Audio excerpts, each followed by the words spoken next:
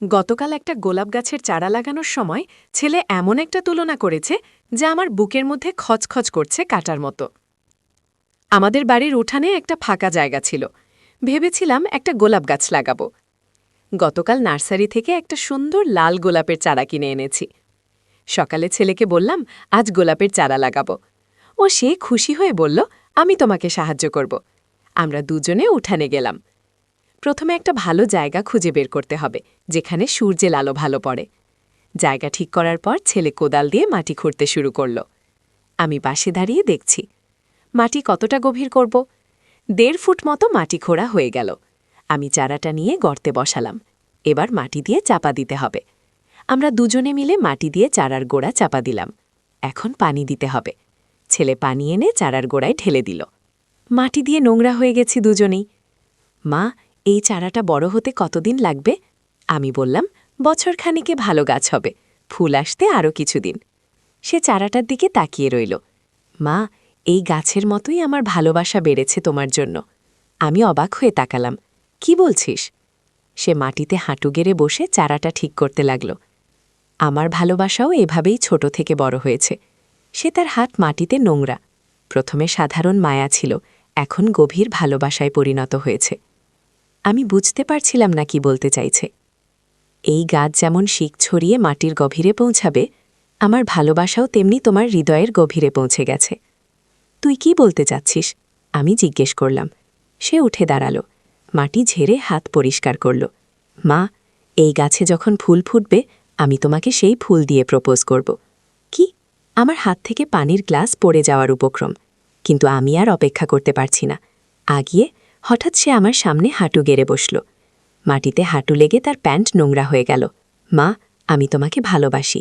সকালের রোদ তার মুখে পড়েছে। শুধু মা হিসেবে নয়, একজন নারী হিসেবে আমি পিছিয়ে যেতে চাইলাম।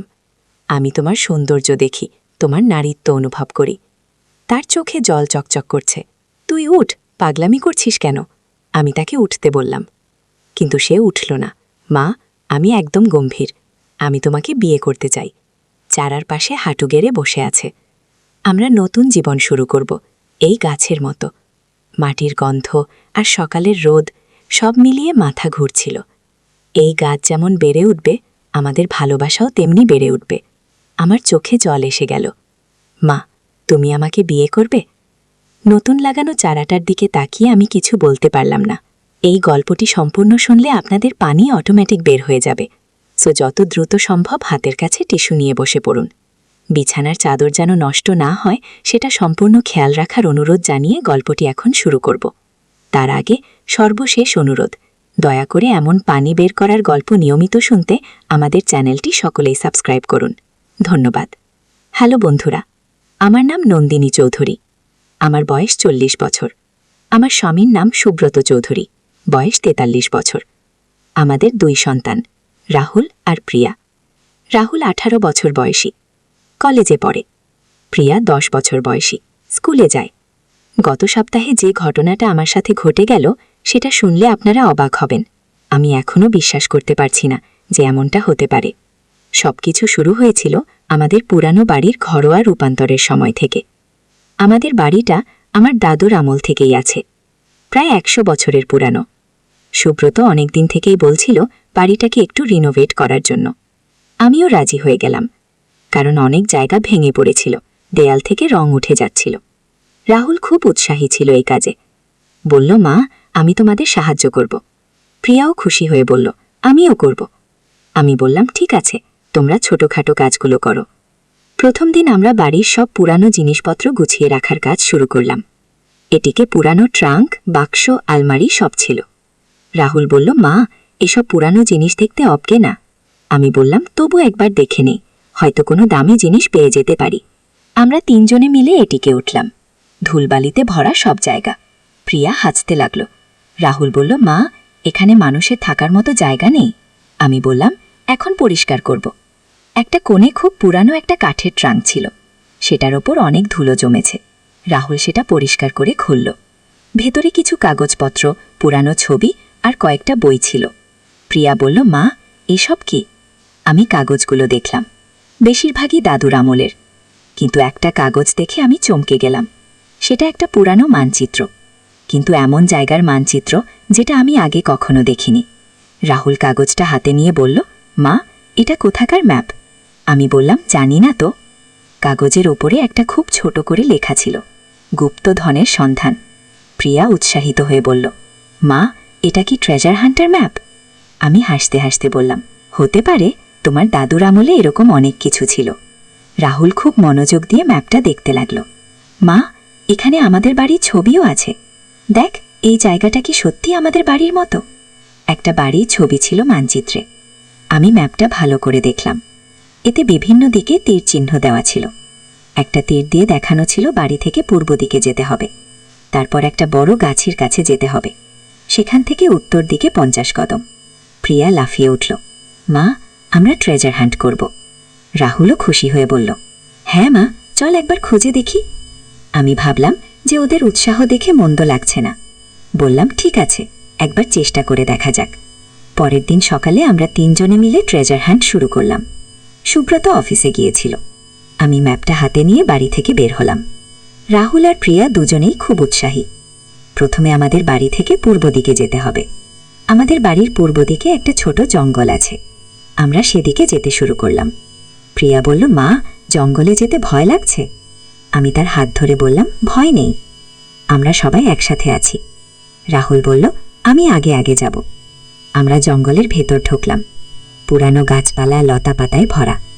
প্রায় 10 মিনিট হাঁটার পর আমরা একটা বড় বটগাছ দেখতে পেলাম। ম্যাপে যেমন দেখানো ছিল ঠিক তেমনি। প্রিয়া খুশি হয়ে বলল, মা, এটাই সেই গাছ। রাহুল বলল, এখন এই গাছ থেকে উত্তর দিকে 50 কদম যেতে হবে। আমরা কম্পাস দিয়ে উত্তর দিক ঠিক করে 50 কদম গুনতে শুরু করলাম। 1, 2, 3, এভাবে 50 কদম গিয়ে আমরা একটা ছোট পাহাড়ের কাছে পৌঁছালাম। ম্যাপে দেখানো ছিল যে এখানে একটা গুহা আছে। সত্যি, পাহাড়ের গায়ে একটা ছোট গুহা দেখতে পেলাম। প্রিয়া বলল, মা, এখানেই কি ট্রেজার? আমি বললাম, দেখা যাক। রাহুল মোবাইলের টর্চ চালিয়ে গুহার ভেতরে ঢুকল। গুহাটা খুব বেশি গভীর ছিল না। প্রায় 10 ফুট পর একটা দেয়াল, কিন্তু সেখানে কিছুই ছিল না, শুধু কিছু পাথর আর মাটি। প্রিয়া হতাশ হয়ে বলল, মা, কিছু নেই তো? সেও বলল, হয়তো আমরা ভুল জায়গায় এসেছি। ম্যাপটা আবার দেখলাম, সব ঠিক তো আছে। হঠাৎ রাহুল বলল, মা, এই দেয়ালটা অন্যরকম লাগছে। সে দেয়াল টোকা দিল। একটা ফাঁপা আওয়াজ এলো। আমি বললাম, মনে হচ্ছে এই দেয়ালের পেছনে কিছু আছে। আমরা দেয়ালটার চারপাশে খুঁজতে লাগলাম। প্রিয়া হঠাৎ বলল, মা, এখানে একটা পাথর নড়ছে। সত্যি, একটা পাথর একটু নড়ে গেল। রাহুল সেটা টেনে বের করল। পাথরটা বের করার সাথে সাথেই দেয়ালে একটা ছোট ছিদ্র দেখা গেল। সেই ছিদ্র দিয়ে ভেতরে হাত ঢুকিয়ে দেখলাম একটা কাঠের বাক্স স্পর্শ করলাম। উৎসাহিত হয়ে বলল, মা, কিছু একটা আছে। আমি বাক্সটা বের করে আনলাম। ছোট একটা কাঠের বাক্স, ওপরে তালা দেওয়া। প্রিয়া বলল, মা, এই বাক্সেই ট্রেজার। আমি বাক্সটা নিয়ে বললাম, বাড়িতে গিয়ে খোলো। রাহুল বলল, না মা, এখানেই খোলো। আমি বললাম, তালা ভাঙা জিনিস তো নেই। রাহুল তার পকেট থেকে একটা ছোট্ট হাতুড়ি বের করল। বলল, এইটা দিয়ে ভেঙে দিই। আমি বললাম, ঠিক আছে, কিন্তু সাবধানে। তালাটা ভেঙে বাক্স খুলে দেখি ভেতরে কিছু পুরানো কয়েন, একটা হীরার আংটি আর একটা চিঠি আছে। প্রিয়া খুশিতে লাফিয়ে উঠল, মা, সত্যি ট্রেজার। আমি চিঠিটা পড়লাম। সেখানে লেখা ছিল যে এই চিঠি পড়বে সে আমার প্রপিতামহের কেউ একজন হবে। এই সম্পদ তোমার পরিবারের জন্য রেখে গেলাম, কিন্তু মনে রেখো, আসল সম্পদ পরিবারের ভালোবাসা। চিঠিটার নিচে দাদুর স্বাক্ষর ছিল। আমার চোখে জল এসে গেল। রাহুল বলল, মা, প্রপিতামহ কত ভালো ছিলেন। প্রিয়াও বলল, হ্যাঁ মা, উনি আমাদের জন্য এত কিছু রেখে গেছেন। আমরা সম্পদগুলো নিয়ে বাড়িতে ফিরলাম। সুব্রতা অফিস থেকে এসে সব শুনে খুব অবাক হলো। বলল, এটা তো অবিশ্বাস্য। আমি বললাম, হ্যাঁ, আমিও এখনো বিশ্বাস করতে পারছি না। সন্ধ্যায় আমরা সবাই মিলে ট্রেজার হান্টের গল্প করতে লাগলাম। প্রিয়া বলল, মা, আমরা কি আরও ট্রেজার খুঁজে পাবো? রাহুল বলল, হয়তো দাদু আরও কোথাও লুকিয়ে রেখে। আমি বললাম, হতে পারে, তবে আসল কথা হলো আমরা পরিবার হিসেবে একসাথে কাজ করেছি, এটাই সবচেয়ে বড় পাওয়া। সুব্রত বলল, একদম ঠিক বলেছ। এই অভিজ্ঞতা আমাদের পরিবারের বন্ধন আরও দৃঢ় করেছে। পরের কয়েকদিন আমরা বাড়ির রিনোভেশনের কাজ চালিয়ে গেলাম, কিন্তু এবারে অন্যরকম উৎসাহ নিয়ে, যেন আমরা একটা দল হয়ে কাজ করছি। রাহুল আর প্রিয়া দুজনেই খুব সাহায্য করল। একদিন আমরা বাড়ির পেছনের দিকটা পরিষ্কার করছিলাম। সেখানে অনেক পুরানো আগাছা, ভাঙা ইট পাথর জমেছিল। হঠাৎ প্রিয়া বলল, মা, এখানে মাটির নিচে কিছু শক্ত জিনিস আছে গো। আমি দেখলাম, সত্যি মাটির নিচে কিছু একটা আছে। রাহুল কোদাল দিয়ে খুঁড়তে শুরু করল। একটু পরেই একটা পাথরের স্ল্যাব বের হলো। সেটার উপর কিছু লেখা। আমি ভালো করে দেখে পড়লাম। এখানে শুয়ে আছে আমার প্রিয় কুকুর বন্ধু, নাম টাইগার। তার সাথে কাটানো সুন্দর দিনগুলো কখনো ভুল না। নিচে তারিখ লেখা, 1925। প্রিয়া বলল, মা, এটা কুকুরের কবর। আমি বললাম, হ্যাঁ, তোমার প্রপিতামহের পোষা কুকুরের। রাহুল বলল, উনি কত ভালোবাসতেন পশুদের। আমরা সেই কবরটা সুন্দর করে পরিষ্কার করে রাখলাম। একটা ছোট বাগান বানিয়ে দিলাম চারপাশে। হান্ট করব? রাহুল বলল, হ্যাঁ, হয়তো দাদু আরও কোথাও কিছু লুকিয়ে রেখেছেন। আমি বললাম, হতে পারে, তবে আমাদের প্রথমে পুরো বাড়িটা ভালো করে খোঁজ করতে হবে। সুব্রত বলল, হ্যাঁ, হয়তো আরও কোনো পুরানো কাগজপত্র পাওয়া যাবে গো। পরের দিন রবিবার আমরা আবার অ্যাটিকে উঠলাম। এবারে আরও মনোযোগ দিয়ে সব জিনিস দেখতে লাগলাম। প্রিয়া বলল, মা, এই বইগুলো দেখি। আমি বললাম, হ্যাঁ, দেখো, হয়তো কোনো বইয়ের পাতায় কিছু লেখা আছে। কি রাহুল একটা পুরানো ডায়েরি পেল, সেটার পাতা উল্টিয়ে দেখতে লাগল। মা, এখানে দাদুর হাতের লেখা গো। আমি ডায়েরিটা নিয়ে পড়তে শুরু করলাম। বেশিরভাগ পাতায় দৈনন্দিন কাজকর্মের হিসাব, কিন্তু শেষের দিকে একটা পাতায় লেখা, দ্বিতীয় গুপ্তধন, পুকুরের পাড়ে পুরানো আম গাছের নিচে। কি? প্রিয়া উৎসাহিত হয়ে বলল, মা, আরেকটা ট্রেজার। আমি বললাম, কিন্তু আমাদের তো কোনো পুকুর নেই। কি? রাহুল বলল, মা, হয়তো আগে ছিল, এখন ভরাট হয়ে গেছে গো। আমরা বাড়ির চারপাশে ঘুরে দেখলাম। বাড়ির পেছনে একটা জায়গা আছে, যেটা বাকি জায়গার চেয়ে একটু নিচু, সেখানে মাটি অন্যরকম। রাহুল বলল, মা, এখানেই হয়তো পুকুর ছিল। সেই জায়গায় একটা পুরানো আম গাছ আছে, খুব বড় আর পুরানো। প্রিয়া বলল, মা, এই গাছেরই নিচে ট্রেজার। আমি বললাম, খোঁজ করে দেখা যাক। আমরা গাছের চারপাশে মাটি খুঁড়তে শুরু করলাম। প্রিয়া ছোট একটা কোদাল দিয়ে খুঁড়ছে, রাহুল বট কোদাল দিয়ে, আমি হাতে করে মাটি ছড়াচ্ছি। প্রায় ঘণ্টাখানেক খোদার পর প্রিয়া বলল, মা, এখানে কিছু একটা ঠকঠক করছে। আমি দেখলাম সত্যি একটা শক্ত কিছু মাটির নিচে আছে। রাহুল সেটা বের করল, একটা ধাতুর বাক্স, আগেরটার চেয়ে বড়, উপরে মরিচা ধরেছে, কিন্তু তালা নেই। আমি বাক্স খুলে দেখি ভেতরে অনেকগুলো পুরানো কয়েন, কিছু গহনা আর আরেকটা চিঠি। এই চিঠিতে লেখা, এই সম্পদ আমার পরিবারের কষ্টের দিনে কাজে লাগবে, কিন্তু যতক্ষণ না প্রয়োজন ততক্ষণ এগুলো গুপ্ত রাখবে। মনে রেখো, অর্থ দিয়ে ভালোবাসা কেনা যায় না। কি? আমি চিঠিটা পড়ে শোনালাম। সুব্রত বলল, তোমার দাদু কত জ্ঞানী মানুষ ছিলেন। আমি বললাম, হ্যাঁ, উনি জানতেন জীবনের আসল মূল্য কি। আমরা দ্বিতীয় ট্রেজারও বাড়িতে নিয়ে এলাম। প্রিয়া বলল, মা, আমরা এই টাকা দিয়ে কি করব? আমি বললাম, দাদুর কথা মতো প্রয়োজনে ব্যবহার করব, আপাতত তুলে রাখি। রাহুল বলল, মা, আরও ট্রেজার থাকতে পারে। খুমি বললাম, হতে পারে, তবে আমাদের ধৈর্য রাখতে হবে। প্রিয়া বলল, হ্যাঁ মা, আমরা একটু একটু করে খুঁজব। পরের কয়েকদিন আমরা বাড়ির বিভিন্ন জায়গায় খুঁজতে থাকলাম। রাহুল বইয়ের পাতার ভেতর, প্রিয়া পুরানো জিনিসপত্রের মধ্যে, আর আমি দেয়ালের ফাটল আর কোণে কোণে, কিন্তু কিছুই পেলাম না। একদিন আমি রান্নাঘরে কাজ করছিলাম, হঠাৎ দেখি চুলার পাশের দেয়ালে একটা ইট একটু বেরিয়ে আছে। আমি সেটা টেনে দেখলাম, ইটটা সরে গেল। ভেতরে একটা ছোট গর্ত, সেখানে একটা কাপড়ে মোড়ানো কিছু। আমি সেটা বের করে খুলে দেখি একটা ছোট সোনের হার আর একটা চিঠি। চিঠিতে লেখা, এই হারটি তোমার দাদিরও, ও খুব যত্নে রাখত, এটা তুমি তোমার মেয়েকে দিও। আমার চোখে জল এসে গেল। প্রিয়াকে ডেকে বললাম, এই হারটি তোমার। প্রিয়া খুশি হয়ে হারটি গলায় পড়ল, বলল, মা, এটা কত সুন্দর। এভাবে আরও কয়েকবার আমরা ছোট ছোট জিনিস পেলাম, একটা পুরানো ঘড়ি, কিছু পুরানো মুদ্রা, একটা ছোট রূপার থালা। প্রতিবার একটা করে চিঠি পেতাম, দাদুর হাতে লেখা।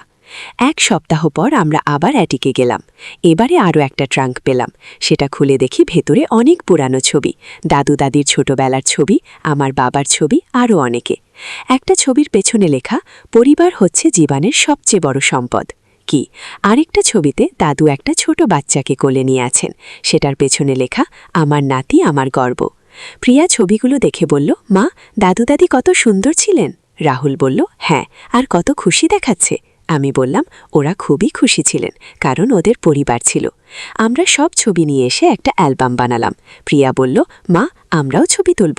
আমি বললাম, হ্যাঁ, আমাদেরও পারিবারিক ছবি থাকা দরকার। সেদিন সন্ধ্যায় আমরা সবাই মিলে অনেক ছবি তুললাম। সুব্রত, আমি, রাহুল, প্রিয়া সবাই একসাথে। প্রিয়া বলল, মা, আমাদের এই ছবিগুলো দাদুর মতো রেখে দেব? আমি বললাম, অবশ্যই। আরও কিছুদিন পর আমরা আর কোনো ট্রেজার পেলাম না, কিন্তু আমাদের ট্রেজার হান্টিং বন্ধ হয়নি। এখন আমরা প্রতি সপ্তাহে একবার করে বাড়ির কোনো না কোনো জায়গা পরিষ্কার করি, সাজাই। রাহুল এখন আমার রান্নায় সাহায্য করে, প্রিয়া বাগানের যত্ন নেয়, সুব্রত সন্ধ্যায় আমাদের সবার সাথে গল্প করে। আমাদের পরিবার আরও কাছাকাছি এসেছে। একদিন প্রিয়া বলল, মা, আমরা তো আসল ট্রেজার পেয়ে গেছি। জিজ্ঞেস করলাম, সেটা কি? সে বলল, আমাদের পরিবারের ভালোবাসা। রাহুল বলল, হ্যাঁ মা, দাদু যা বোঝাতে চেয়েছিলেন সেটা আমরা পেয়ে গেছি। সুব্রত বলল, একদম ঠিক, এই সময়টা আমাদের জন্য অমূল্য। আমি মনে মনে ভাবলাম, সত্যি দাদু কত বুদ্ধিমান ছিলেন। উনি আমাদের শুধু টাকা পয়সা দেননি, আমাদের একসাথে কাজ করার, একসাথে সময় কাটানোর একটা সুন্দর উপায় দিয়ে গেছেন। এখন প্রতিদিন সন্ধ্যায় আমরা সবাই একসাথে বসছি, গল্প করি, পরিকল্পনা করি। রাহুল তার কলেজের কথা বলে, প্রিয়া স্কুলের কথা বলে, সুব্রত অফিসের কথা বলে, আর আমি আমাদের এই নতুন জীবনের কথা বলি। আমাদের বাড়ি এখন আগের চেয়ে অনেক সুন্দর, শুধু রিনোভেশনের কারণে নয়, আমাদের পরস্পরের প্রতি ভালোবাসার কারণে। প্রতিটা কোণে এখন আমাদের স্মৃতি জড়িয়ে আছে। গোলাপের চারাটাও এখন বেশ বড় হয়েছে, কয়েকটা কুড়িও এসেছে। প্রিয়া প্রতিদিন সেটার যত্ন নেয়, বলে, মা, এই গাছ আমাদের সবার ভালোবাসার মতো বেড়ে উঠছে। রাহুলও এখন আগের চেয়ে অনেক বেশি দায়িত্বশীল, পড়াশোনার পাশাপাশি বাড়ির কাজেও মন দেয়। সুব্রত অফিস থেকে এসে প্রথমেই আমাদের খোঁজ নেয়। কয়েক মাস পর একদিন আমরা আবার অ্যাটিকে গেলাম। এবারে আরও একটা চিঠি পেলাম, সেটাই লেখা, আমার প্রিয় নাতি নাতনিরা, তোমরা যদি এই চিঠি পড়ে থাকো তাহলে বুঝতে পারো যে তোমরা আমার সব গুপ্তধন খুঁজে পেয়েছ, কিন্তু মনে রেখো, সবচেয়ে বড় গুপ্তধন হচ্ছে তোমাদের পরস্পরের প্রতি ভালোবাসা। এই ভালোবাসা কখনো হারিও না। আমি চিঠিটা পড়ে শুনিয়ে দিলাম। আমাদের সবার চোখেই জল এসে গেল। প্রিয়া বলল, দাদু কত ভালো ছিলেন। রাহুল বলল, উনি আমাদের জীবনের সবচেয়ে বড় শিক্ষা দিয়ে গেছেন। এখন আমাদের ট্রেজার হান্ট শেষ, কিন্তু আমাদের পারিবারিক বন্ধন আরও শক্তিশালী হয়েছে। আমরা বুঝেছি যে জীবনের আসল সম্পদ পরিবারের ভালোবাসা। টাকা পয়সা সাময়িক, কিন্তু ভালোবাসা চিরস্থায়ী। প্রতিদিন সকালে ঘুম থেকে উঠে আমি আমাদের গোলাপ গাছটার দিকে তাকাই। সেটা এখন অনেক বড় হয়েছে, কয়েকটা সুন্দর লাল গোলাপ ফুটেছে। ফুলগুলো দেখে আমার মনে পড়ে যায় আমাদের সেই প্রথম দিনের কথা, যেদিন রাহুল তার অদ্ভুত তুলনা করেছিল। এখন আমি বুঝতে পারি যে সেই মুহূর্তে রাহুল আসলে বলতে চেয়েছিল যে একটা গাছ যেমন ভালোবাসা আর যত্নে বড় হয়, আমাদের পরিবারের বন্ধন তেমনি প্রতিদিন শক্তিশালী হচ্ছে। সেদিন তার কথা শুনে আমি অবাক হয়েছিলাম, কিন্তু এখন বুঝতে পারি যে সে আসলে কত গভীর কথা বলেছিল। আমাদের এই পুরো অভিজ্ঞতা আমাকে শিখিয়েছে যে জীবনের সবচেয়ে বড় রহস্য হচ্ছে পরিবারের মানুষদের মধ্যকার ভালোবাসা। এই ভালোবাসা কখনো কমে না, বরং সময়ের সাথে আরও বেড়ে যায়। দাদু তার গুপ্তধনের মাধ্যমে আমাদের এই শিক্ষাই দিয়ে গেছেন। আজ সন্ধ্যায় আমরা সবাই মিলে বারান্দায় বসে আছি, গোলাপের সুগন্ধ ভেসে আসছে। প্রিয়া আমার কোলে মাথা রেখে শুয়ে আছে, রাহুল গিটার বাজাচ্ছে, সুব্রত খবরের কাগজ পড়ছে। এই মুহূর্তে আমি অনুভব করছি যে আমরা সত্যিই জীবনের সবচেয়ে বড় ট্রেজার খুঁজে পেয়েছি। সত্যের সন্ধানে একটি ইসলামিক গল্প। প্রথম অধ্যায়, সন্ধ্যার আজান। সূর্য পশ্চিম আকাশে হেলে পড়েছে, মসজিদের মিনার থেকে মধুর আজানের ধ্বনি ভেসে আসছে। একটি ছোট্ট গ্রামে নদীর পাড়ে বসে একজন যুবক গভীর চিন্তায় মগ্ন। তার মনে হাজারো প্রশ্ন ঘুরপাক খেচ্ছে। জীবনের অর্থ কি? আল্লাহর সান্নিধ্য কিভাবে পাওয়া যায়? কেন মানুষের জীবনে এত কষ্ট? যুবকটি একটি ধার্মিক পরিবারে বড় হয়েছে। তার বাবা গ্রামের ইমাম ছিলেন। ছোটবেলা থেকেই সে নামাজ কালাম শিখেছে, কোরআন তেলাওয়াত করতে পারে সুন্দর গলায়। কিন্তু তবুও মনের গভীরে একটা অতৃপ্তি থেকে যায়। মনে হয় যেন আরও কিছু জানার বাকি আছে, আরও কিছু বোঝার আছে। আজানের শেষ শব্দ মিলিয়ে গেলে যুবকটি উঠে দাঁড়ায়, মসজিদের দিকে হাঁটতে শুরু করে। পথে দেখে একজন বয়স্ক ব্যক্তি রাস্তার পাশে বসে কাঁদছেন। যুবকটি থমকে দাঁড়ায়, কাছে গিয়ে জিজ্ঞেস করে, চাচা, আপনার কি হয়েছে? কেন কাঁদছেন? বৃদ্ধ লোকটি মুখ তুলে তাকায়, তার চোখে অগ্নিস্ফুলিঙ্গা। বাবা, আমার ছেলে আজকে আমাকে ঘর থেকে বের করে দিয়েছে, বলেছে বুড়া হয়ে গেছি, এখন তার বোঝা। নিজের সন্তান আমাকে চিনতে পারো না। কি? যুবকটির মন ভেঙে যায়। এই কেমন জামানা! সন্তান বাবাকে রাস্তায় ফেলে দেয়। সে বৃদ্ধের হাত ধরে বলে, চাচা, আপনি আমার সাথে আসুন, আজকে আমার ঘরেই থাকবেন। বৃদ্ধ অবাক হয়ে তাকায়, তুমি তো আমাকে চেনো না। তবু চেনার কি আছে? আপনি একজন মানুষ, আমিও মানুষ। আল্লাহ সবাইকে ভালোবাসেন, আর আল্লাহর সৃষ্টির সেবা করাই তো আমাদের কাজ। দ্বিতীয় অধ্যায় রাতের ইবাদত। সেই রাতে বৃদ্ধকে নিজের ঘরে থাকার ব্যবস্থা করে দেওয়ার পর যুবকটি একা বসে থাকে। রাতের নিস্তব্ধতায় মনে হয় যেন পৃথিবীর সব শব্দ থেমে গেছে, শুধু মনের কথোপকথন চলতে থাকে। সে ভাবে, আজকে যে ঘটনাটি ঘটল, এটা কি কোনো ইশারা? আল্লাহ কি তাকে কিছু শেখাতে চাইছেন? তার মনে পড়ে হযরত রাসূল সাল্লাল্লাহু আলাইহি ওয়াসাল্লামের একটি হাদিস, যে ব্যক্তি মানুষের প্রতি দয়া করে না, আল্লাহ তার প্রতি দয়া করেন না। মাঝরাতে সে তাহাজ্জুদের নামাজে দাঁড়ায়, দীর্ঘ সিজদা, আল্লাহর কাছে কান্নাকাটি করে, হে আল্লাহ, আমি তোমার পথ খুঁজছি, আমাকে সঠিক পথ দেখাও, আমার অন্তরে তোমার ভালোবাসা ঢেলে দাও। নামাজের পর বসে কোরআন তেলাওয়াত করতে থাকে। হঠাৎ একটি আয়াত তার মনের গভীরে প্রভাব ফেলে। যে ব্যক্তি একটি প্রাণ বাঁচালো, সে যেন সমগ্র মানবজাতিকে বাঁচালো। এই আয়াতটি পড়ার পর যুবকটির মনে একটি নতুন উপলব্ধি জন্মায়। সে বুঝতে পারে, আল্লাহর সান্নিধ্য পেতে হলে শুধু নামাজ রোজা করলেই হবে না, মানুষের সেবা করতে হবে, দুঃখীদের পাশে দাঁড়াতে হবে। তৃতীয় অধ্যায় সকালের আলো। ফাজারের নামাজের পর যুবকটি বৃদ্ধের খোঁজ নেয়, দেখে তিনি একা বসে কাঁদছেন। কাছে গিয়ে জিজ্ঞেস করে, চাচা, কি ব্যাপার, আবার কাঁদছেন কেন? বাবা, আমি ভাবছিলাম আমার মতো একটা বুড়া মানুষের জন্য তুমি এত কষ্ট করছো। আমার নিজের ছেলেই যেখানে আমাকে চায় না, সেখানে তুমি। যুবকটি বৃদ্ধের কাঁধে হাত রেখে বলে, চাচা, এসব কথা বলবেন না, আপনি আমার বাবার সমান। আর একটা কথা মনে রাখবেন, মানুষ ভুল করে, কিন্তু আল্লাহ কখনো ভুল করেন না। তিনি আপনাকে আমার কাছে পাঠিয়েছেন, এটাও একটা হিকমত নিয়ে। সেই দিন থেকে যুবকটি জীবনে একটা নতুন অধ্যায় শুরু হয়। সে প্রতিদিন গ্রামের দরিদ্র মানুষদের খোঁজ নেয়, কারো ঔষধ কিনে দেয়, কারো খাবারের ব্যবস্থা করে, অসুস্থদের হাসপাতালে নিয়ে যায়। একদিন সে দেখে একটি ছোট মেয়ে রাস্তার পাশে বসে আছে, তার পাশে একজন মহিলা শুয়ে আছেন। মেয়েটি কাঁদছে। যুবকটি কাছে গিয়ে দেখে মহিলাটি অজ্ঞান। তাড়াতাড়ি তাকে হাসপাতালে নিয়ে যায়। ডাক্তার জানায় মহিলাটির খুব জ্বর, অনেক দিন ধরে কিছু খায়নি বলে শরীর দুর্বল। যুবকটি সব চিকিৎসার খরচ দেয়। কয়েকদিন পর মহিলাটি সুস্থ হয়ে ওঠেন। চতুর্থ অধ্যায় বিপদের মুখোমুখি। যুবকটির এসব কাজে গ্রামের অনেকেই খুশি, কিন্তু কিছু মানুষ তাকে নিয়ে কথা বলে। তারা বলে, এই ছেলে বেশি বেশি দান খয়রাত করে, নিশ্চয়ই লোক দেখানো কাজ। এসব কথা যুবকটির কানেও পৌঁছায়, কিন্তু সে মোটেও মন খারাপ করে না, বরং আরও বেশি গোপনে দান খয়রাত করতে শুরু করে।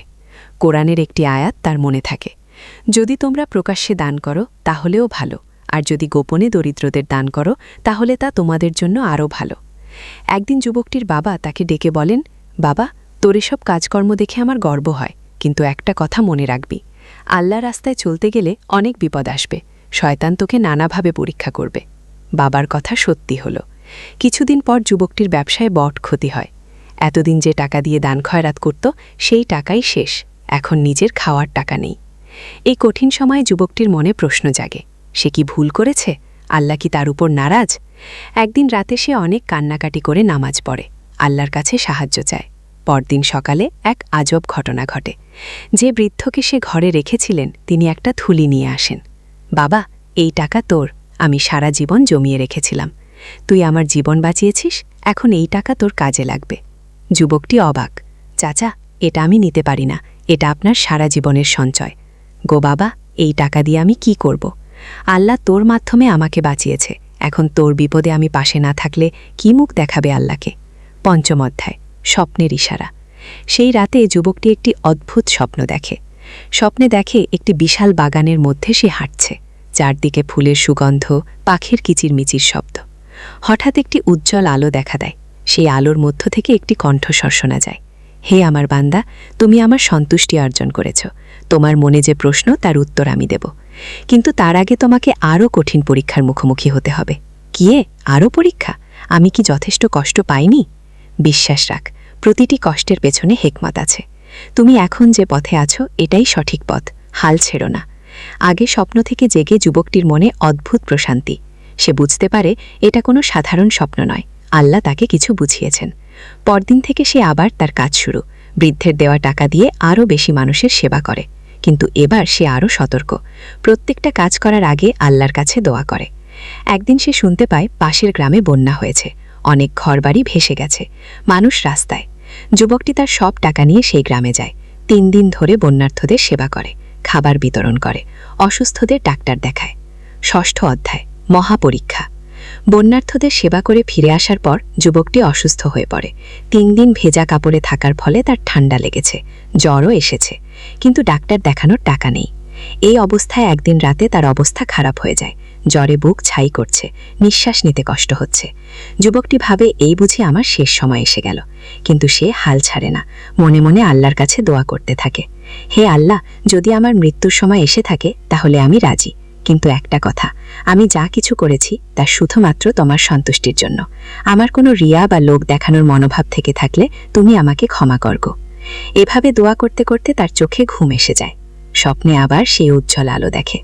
এবার আলোর মধ্য থেকে কণ্ঠস্বর শোনা যায়, তুমি পরীক্ষায় পাশ করেছ, তোমার অন্তর খাঁটি, এখন তোমার কাজ বাড়ানোর সময় এসেছে। সপ্তম অধ্যায়, নতুন শুরু। সকালে যুবকটির জ্বর কমে যায়, শরীরেও শক্তি ফিরে আসে। সে বুঝতে পারে আল্লাহ তাকে সুস্থ করেছেন, কিন্তু কেন? এর পেছনে নিশ্চয়ই কোনো উদ্দেশ্য আছে।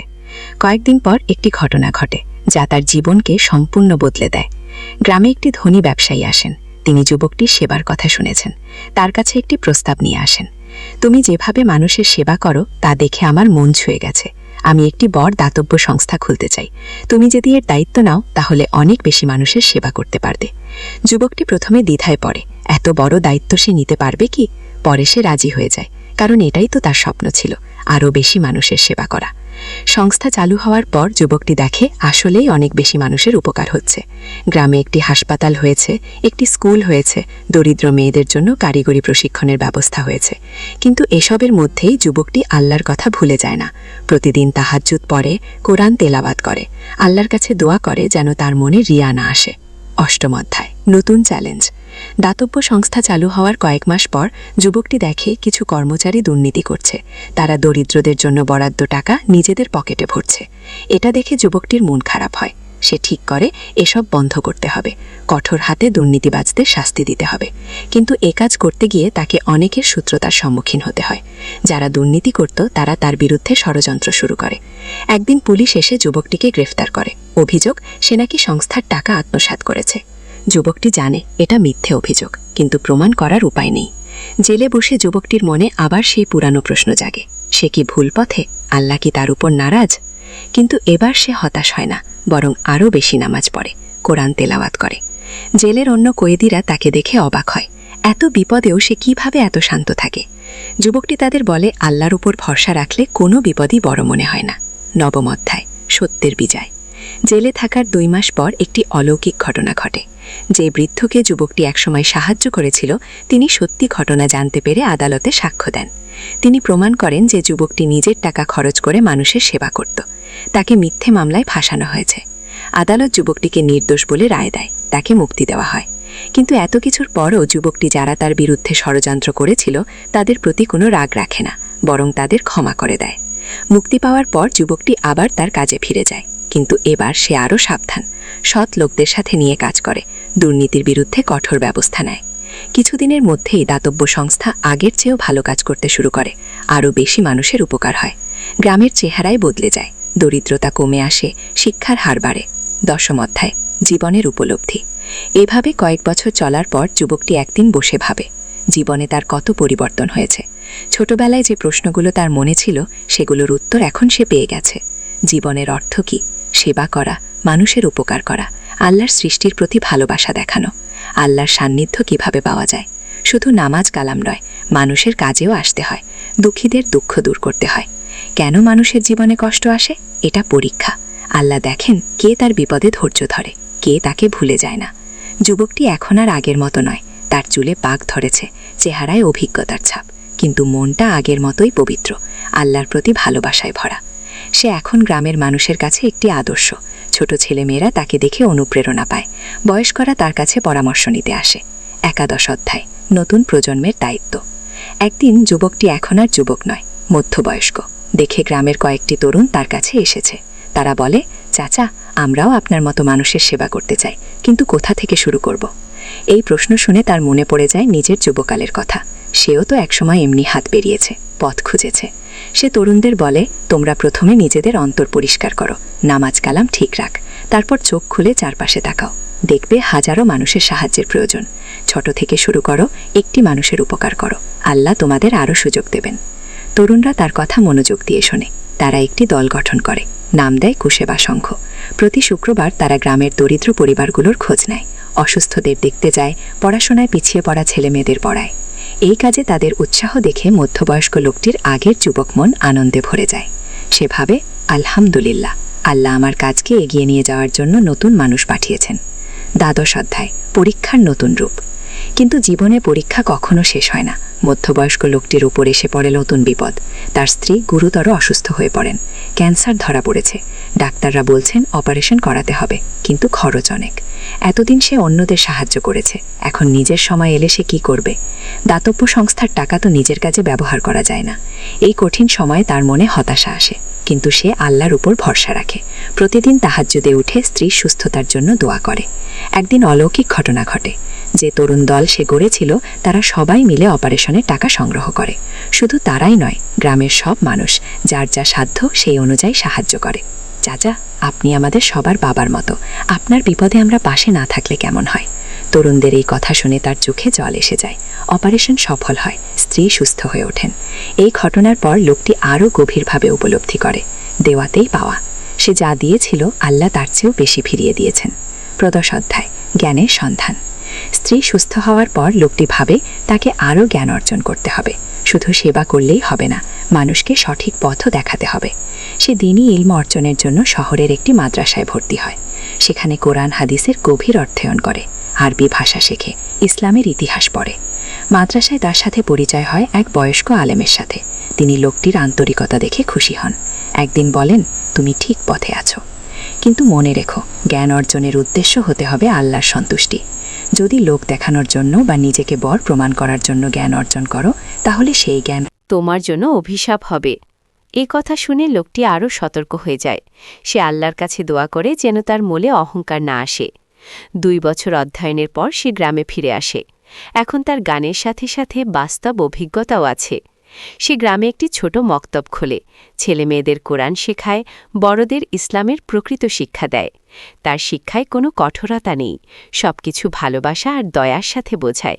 ফলে মানুষ তার কাছ থেকে ইসলাম শিখতে আগ্রহী হয়। চতুর্দশ অধ্যায়, বিশ্বাসের দ্বন্দ্ব। একদিন গ্রামে একটি অন্য ধর্মের পরিবার আসে। তাদের ধর্মীয় বিশ্বাস আলাদা। গ্রামের কিছু মানুষ তাদের নিয়ে নেগেটিভ কথাবার্তা বলতে শুরু করে। লোকটি এই অবস্থা দেখে চিন্তিত হন। সে মনে করে, ইসলাম তো সকল মানুষের প্রতি দয়া আর ভালোবাসার শিক্ষা দেয়, কাউকে ঘৃণা করার শিক্ষা দেয় না। সে সিদ্ধান্ত নেয় নতুন পরিবারটির সাথে দেখা করার। তাদের বাড়িতে গিয়ে দেখে তারা খুবই ভালো মানুষ, সৎ পরিশ্রমী। তাদের সাথে কথা বলে বুঝতে পারে তারা শুধু ধর্মের দিক থেকে আলাদা, মানবিক গুণাবলীর দিক থেকে একই। লোকটি তাদের সাথে বন্ধুত্ব করে। তাদের যখন কোনো সাহায্যের প্রয়োজন হয়, সে এগিয়ে যায়। এই দেখে গ্রামের অন্য মানুষেরা অবাক হয়। একদিন কেউ তাকে জিজ্ঞেস করে, আপনি তো মুসলমান, তাহলে অন্য ধর্মের মানুষদের এত সাহায্য করেন কেন? লোকটি হেসে উত্তর দেয়, ইসলাম আমাকে শিখিয়েছে সকল মানুষকে ভালোবাসতে। কোরআনে আল্লাহ বলেছেন, তোমরা মানুষের মধ্যে ন্যায় বিচার করো। এখানে শুধু মুসলমানদের কথা বলা হয়নি, সকল মানুষের কথা বলা হয়েছে। তারই আচরণ দেখে গ্রামের মানুষেরা ইসলামের প্রকৃত সৌন্দর্য উপলব্ধি করে। তারা বুঝতে পারে সত্যিকারের ধার্মিক মানুষ কেমন হয়। পঞ্চদশ অধ্যায়, প্রজ্ঞার ফসল। বছরের পর বছর এভাবে কাটানোর পর লোকটি এখন একজন জ্ঞানী ব্যক্তিতে পরিণত হয়েছেন। তার চুল পেকে গেছে, চেহারায় প্রজ্ঞার ছাপ, কিন্তু মনটা এখনও তরুণের মতো উৎসাহী। গ্রামের মানুষ যে কোনো সমস্যায় তার কাছে আসে। সে ধৈর্য ধরে সবার কথা শুনে কোরআন হাদিসের আলোকে সমাধান দেয়, কিন্তু কখনো কাউকে জোর করে কিছু মানতে বলে না। তার একটি নিয়ম আছে, প্রতিদিন সকালে উঠে তাহাজ্জুদ পড়ার পর একটু বসে আত্মপর্যালোচনা করেন। নিজের কাজকর্ম নিয়ে চিন্তা করেন, কোথাও কোনো ভুল হয়েছে কিনা দেখেন। একদিন এই আত্মপর্যালোচনার সময় তার মনে পড়ে যায় যুবকালের সেই প্রশ্নগুলোর কথা। আজ তিনি স্পষ্ট দেখতে পাচ্ছেন, জীবনের সব প্রশ্নের উত্তর একটাই, আল্লাহ সন্তুষ্টি অর্জন। আর আল্লাহ সন্তুষ্টি অর্জনের পথও একটাই, তার সৃষ্টির সেবা করা, নিজেকে পবিত্র রাখা, সৎ থাকা, মানুষের কল্যাণে কাজ করা। ষোড়শ অধ্যায়, উত্তরাধিকার। তিনি এখন ভাবেন, তারপরে কি হবে? তার কাজগুলোকে এগিয়ে নিয়ে যাবে। এই চিন্তা করে তিনি যুব সমাজের উপর আরও বেশি নজর দেন। যে তরুণ দল তিনি গড়েছিলেন, তারা এখন পরিণত হয়েছে। তাদের কেউ ডাক্তার হয়েছে, কেউ ইঞ্জিনিয়ার, কেউ শিক্ষক, কিন্তু সবাই তাদের নিজ নিজ ক্ষেত্রে সৎ থেকে মানুষের সেবা করছে। একদিন তিনি তাদের সবাইকে ডেকে বলেন, তোমরা এখন বিভিন্ন পেশায় আছো, কিন্তু মনে রেখো, যে পেশাতেই থাক না কেন, তোমাদের প্রথম পরিচয় তোমরা আল্লাহর বান্দা, দ্বিতীয় পরিচয় তোমরা মানবতার সেবক। তরুণরা তার কথায় অনুপ্রাণিত হয়। তারা প্রতিজ্ঞা করে তারা যে যেখানেই থাকুক না কেন মানুষের কল্যাণে কাজ করে যাবে। ডাক্তার হওয়া ছেলেটি বলে, চাচা, আমি দরিদ্রদের বিনা পয়সায় চিকিৎসা করব। গো ইঞ্জিনিয়ার হওয়া ছেলেটি বলে, আমি গ্রামাঞ্চলের রাস্তাঘাট, স্কুল, কলেজ তৈরি করব। শিক্ষক হওয়া মেয়েটি বলে, আমি দরিদ্র পরিবারের মেয়েদের বিনা পয়সায় পড়াব। এসব শুনে বৃদ্ধের মন আনন্দে ভরে যায়। তিনি বুঝতে পারেন তার জীবনের কাজ সফল হয়েছে। তিনি একদল সৎ, দেশপ্রেমিক তরুণ তৈরি করতে পেরেছেন। সপ্তমাস অধ্যায়, জীবনের সন্ধ্যা। বৃদ্ধ হয়ে যাওয়ার পর তিনি সক্রিয় কাজকর্ম কমিয়ে দেন। বেশিরভাগ সময় ইবাদত বন্দেগীতে কাটান। কোরআন তেলাওয়াত করেন, হাদিস অধ্যয়ন করেন, তরুণদের পরামর্শ দেন। তার স্ত্রী তাকে একদিন বলেন, আপনি সারা জীবন অন্যদের সেবা করেছেন, এখন একটু নিজের জন্য সময় দিন। তিনি হেসে উত্তর দেন, জীবনের এই বয়সে এসে আমি বুঝেছি অন্যদের সেবা করাটাই নিজের সবচেয়ে বড় সেবা। আল্লাহর সন্তুষ্টি অর্জন করাটাই জীবনের সবচেয়ে বড় পাওয়া। তিনি এখন প্রতিদিন দীর্ঘ সময় ধরে দোয়া করেন, নিজের জন্য, পরিবারের জন্য, গ্রামবাসীর জন্য, দেশের জন্য, সমগ্র মুসলিম উম্মার জন্য। একদিন তাহাজ্জুদের সময় তিনি আল্লাহর কাছে দোয়া করেন, হে আল্লাহ, আমার জীবনে যত ভুল ত্রুটি হয়েছে সব ক্ষমা করে দাও। আমি যা কিছু ভালো কাজ করেছি তা কবুল কর, আর আমার মৃত্যু যেন ঈমানের সাথে হয়। অষ্টাদশ অধ্যায়, শেষ পরীক্ষা। জীবনের শেষ দিকে এসে তার আরেকটি বড় পরীক্ষার সম্মুখীন হতে হয়। তার প্রিয় নাতি, যাকে সে খুব আদর করত, এক দুর্ঘটনায় মারা যায়। এই শোকে তিনি প্রায় ভেঙে পড়েন, কিন্তু ঈমানের জোরে নিজেকে সামলে নেন। তিনি মনে করেন এটাও আল্লাহর পরীক্ষা, দেখা হচ্ছে তিনি কতটা ধৈর্যশীল। নাতির মৃত্যুর পর তিনি আরও বেশি আল্লামুখী হয়ে যান। দুনিয়ার মোহ আরও কমে আসে। মনে হয় যেন আখিরাত তার কাছাকাছি চলে এসেছে। কিন্তু তবুও তিনি মানুষের সেবা বন্ধ করেন না। যতদিন শরীরে শক্তি আছে ততদিন তিনি মানুষের কাজে আসতে থাকেন। একদিন এক তরুণ তার কাছে এসে বলে, চাচা, আপনার এত বয়স হয়েছে, এখনও কেন এত কাজকর্ম করেন? তিনি উত্তর দেন, বাবা, আল্লাহ যতদিন আমাকে এই পৃথিবীতে রেখেছেন ততদিন তার সৃষ্টির সেবা করাই আমার কর্তব্য, আর কাজ করতে করতেই মৃত্যু হোক, এটাই আমার চাওয়া। 19 অধ্যায়, আল্লাহর ডাক। তিনি এখন প্রায় স্বপ্নে আখিরাতের পথা দেখেন। জান্নাতের সুন্দর বাগানের স্বপ্ন দেখেন, হুর গিলমানদের দেখেন, আল্লাহর সন্তুষ্টির অনুভব করেন। একদিন রাতে তাহাজ্জুদ পড়ার সময় তিনি একটি বিশেষ স্বপ্ন দেখেন। স্বপ্নে দেখেন একজন সুন্দর ফেরেশতা তার কাছে এসে বলছে, আল্লাহ আপনার সাথে খুশি, তিনি আপনাকে তার কাছে ডাকছেন। স্বপ্ন থেকে জেগে তিনি বুঝতে পারেন তার মৃত্যুর সময় ঘনিয়ে এসেছে, কিন্তু ভয় নেই, বরং এক ধরনের আনন্দ অনুভব করেন। পরদিন সকালে তিনি পরিবারের সবাইকে ডেকে বলেন, আমার মনে হচ্ছে আমার সময় এসে গেছে, তোমরা আমার জন্য দুঃখ করো না, আমি আল্লাহর কাছে যাচ্ছি। পরিবারের সবাই কেঁদে ফেলে, কিন্তু তিনি হাসি মুখে বলেন, কাঁদো না, মৃত্যু তো সত্য, সবাইকে একদিন যেতে হবে, আমি আল্লাহর রহমতে আশাবাদী। 20 অধ্যায়, বিদায়ের আগে। মৃত্যুর কয়েকদিন আগে তিনি গ্রামের সবাইকে ডেকে পাঠান, তার জীবনের শেষ উপদেশ দিতে চান। ভাই বোনেরা, আমি সারা জীবন তোমাদের ভালোবেসেছি, তোমাদের সেবা করার চেষ্টা করেছি। এখন আমার শেষ কথা শোনো। প্রথম কথা, আল্লাহকে ভয় করো, তার হুকুম মেনে চলো। দ্বিতীয় কথা, মানুষকে ভালোবাসো, ধনী গরিব ছোট বড় সবাইকে সমান চোখে দেখ। তৃতীয় কথা, সততার পথ থেকে কখনো সরে যেও না, টাকা পয়সার লোভে পড়ে অন্যায় করো না। চতুর্থ কথা, মানুষের সেবা কর, দুঃখীদের পাশে দাঁড়াও, এটাই তোমাদের জান্নাতের পথ। পঞ্চম কথা, তোমাদের সন্তানদের ভালো শিক্ষা দাও, দ্বীনি এবং দুনিয়াবি দুই শিক্ষাই দরকার। এই 5টা কথা মনে রাখলে তোমাদের দুনিয়া এবং আখিরাত দুটোই সুন্দর হবে। কি গ্রামের সবাই কান্নায় ভেঙে পড়ে, সবার মনে হয় যেন তাদের বাবা চলে যাচ্ছেন। 21 অধ্যায়, শেষ নিঃশ্বাস। তার মৃত্যুর দিন ছিল শুক্রবার। সকালে উঠে স্বাভাবিক নিয়মে তাহাজ্জুদ পড়েন, ফজরের নামাজ পড়েন, কোরআন তেলাওয়াত করেন। দুপুরের দিকে তিনি শুয়ে পড়েন, পরিবারের সবাই তার পাশে বসে থাকে। তিনি তাদের দিকে তাকিয়ে হাসেন, আমি যাচ্ছি, তোমরা আমার জন্য দোয়া করো, আর মনে রেখো মৃত্যু মানে শেষ নয়, এটা আরেক জীবনের শুরু। এই কথা বলে তিনি চোখ বন্ধ করেন, ঠোঁটে কালেমা, লা ইলাহা ইল্লাল্লাহু মুহাম্মাদুর রাসূলুল্লাহ। এই কালেমার সাথেই তার শেষ নিঃশ্বাস। তার মুখে একটি অদ্ভুত প্রশান্তি, মনে হচ্ছে তিনি ঘুমিয়ে আছেন, কোনো কষ্টের চিহ্ন নেই।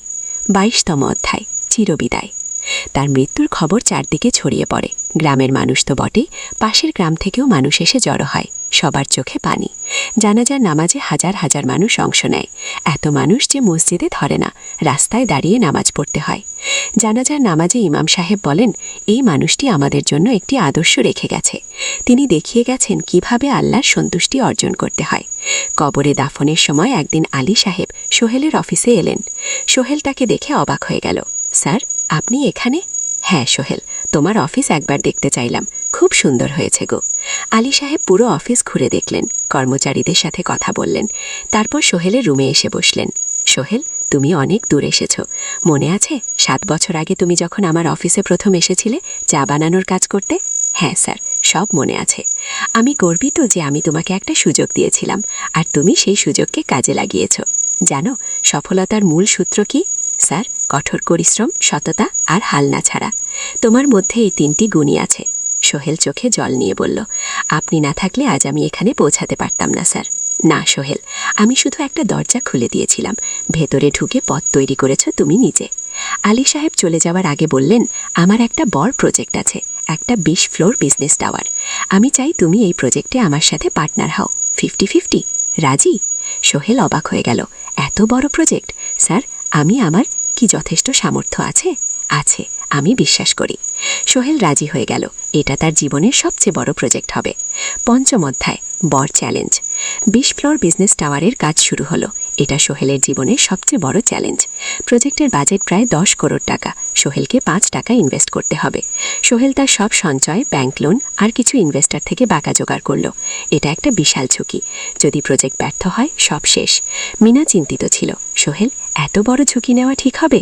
মিনা, জীবনে বড় কিছু করতে হলে ঝুঁকি নিতে হয়। আমি এই সুযোগ হাতছাড়া করতে চাই না। কিন্তু যদি কিছু ভুল হয়? ভুল হবে না, আমি আলী সাহেবের সাথে আছি, উনি আমাকে গাইড করবেন। প্রজেক্ট শুরু হলো। প্রথম 6 মাস সব ভালোই চলছিল। কাজ সময় মতো হচ্ছে, বাজেট ঠিক আছে। কিন্তু 7 মাসের মাথায় একটা বড় সমস্যা দেখা দিল। একজন প্রধান ইনভেস্টর হঠাৎ তার টাকা ফেরত চাইলেন। তিনি অন্য একটা জরুরি কাজে টাকা লাগবে বলে জানালেন। 1 করোড় টাকা ফেরত দিতে হবে। সোহেল বিপদে পড়ে গেল। 1 করোড় টাকা এখন কোথায় পাবে? প্রজেক্টে সব টাকা ঢেলে দিয়েছে। সে আলী সাহেবের সাথে কথা বলল। আলী সাহেব বললেন, চিন্তা করো না, আমি ব্যবস্থা করছি। কিন্তু আলী সাহেবও বড় একটা প্রজেক্টে আটকে আছেন। তার হাতে লিকুইড ক্যাশ নেই। সোহেল অন্য ব্যাংক থেকে লোন নেবার চেষ্টা করল, কিন্তু ব্যাংক বলল ইতিমধ্যে তার অনেক লোন আছে, নতুন লোন দিতে পারবে না। সোহেল রাতে ঘুমাতে পারছিল না, খাওয়া দাওয়া বন্ধ করে দিয়েছিল। মিনা তাকে দেখে খুব চিন্তিত হয়ে গেল। সোহেল, প্লিজ নিজেকে এভাবে শেষ করে ফেলো না, কোনো একটা রাস্তা বের হবেই। কি? সোহেল কোনো রাস্তা দেখতে পারছিল না। ইনভেস্টর 15 দিন সময় দিয়েছে। 15 দিনের মধ্যে টাকা ফেরত না দিলে তিনি আইনি ব্যবস্থা নেবেন। 10 দিন কেটে গেল। সোহেল কোনো সমাধান খুঁজে পেল না। সে প্রায় হাল ছেড়ে দিয়েছিল।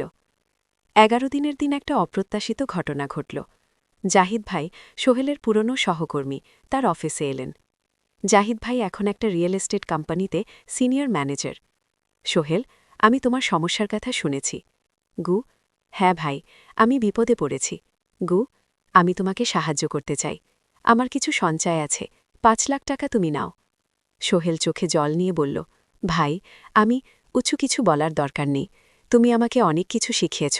তোমার কাছ থেকে পরিশ্রম আর সততা শিখেছি। এখন আমার পালা তোমাকে সাহায্য করার। জাহিদ ভাই চলে যাওয়ার পর আরও 2 জন এলো। একজন সোহেলের পুরনো ক্লায়েন্ট, আরেকজন তার কর্মচারী। 2 জন মিলে আরও 8 লাখ টাকা দিল। করিম মামা 20 লাখ টাকার ব্যবস্থা করলেন, তার কিছু বন্ধুদের কাছ থেকে ধার করে। মিনা তার সব গয়না বিক্রি করে 10 লাখ টাকা দিল। সবাই মিলে প্রায় 45 লাখ টাকা জোগাড় হল। বাকি 65 লাখ টাকা সোহেল তার অফিসের সব অ্যাসেট বিক্রি করে আরেকটা প্রাইভেট ফিন্যান্স কোম্পানি থেকে উচ্চ সুদে লোন নিয়ে ব্যবস্থা করল। ঠিক 14 দিনের দিন সোহেল ইনভেস্টরকে 1 করোড় টাকা ফেরত দিল। ইনভেস্টর টাকা নিয়ে চলে গেলেন। সোহেল তার অফিসে ফিরে এসে চেয়ারে বসে কাঁদল। এত চাপ, এত টেনশন সব যেন একসাথে বের হয়ে এলো। মিনা এসে তাকে জড়িয়ে ধরল। আমরা পেরেছি সোহেল, আমরা পেরেছি। গু, 6ষ্ঠ অধ্যায়, পুনরুদ্ধার। এই ঘটনার পর সোহেল আরও সাবধান হয়ে গেল। সে বুঝল ব্যবসায় শুধু সাহস নয়, বুদ্ধিও লাগে। ঝুঁকি নিতে হয়, কিন্তু হিসাব করে। প্রজেক্ট চলতে থাকল।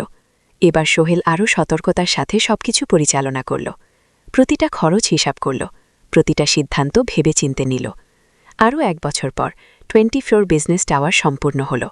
চমৎকার বিল্ডিং, শহরের অন্যতম সুন্দর ভবন। বিল্ডিংয়ের উদ্বোধন অনুষ্ঠানে শহরের মেয়র এলেন, অনেক ব্যবসায়ী, সাংবাদিক এলো। সোহেলের নাম পত্রিকায় ছাপা হল। স্বপ্নের শহরে এক তরুণ উদ্যোক্তার সফলতার গল্প। প্রজেক্ট থেকে সোহেলের লাভ হল প্রায় 2 কোটি টাকা। এই টাকা দিয়ে সে সব লোন শোধ করল।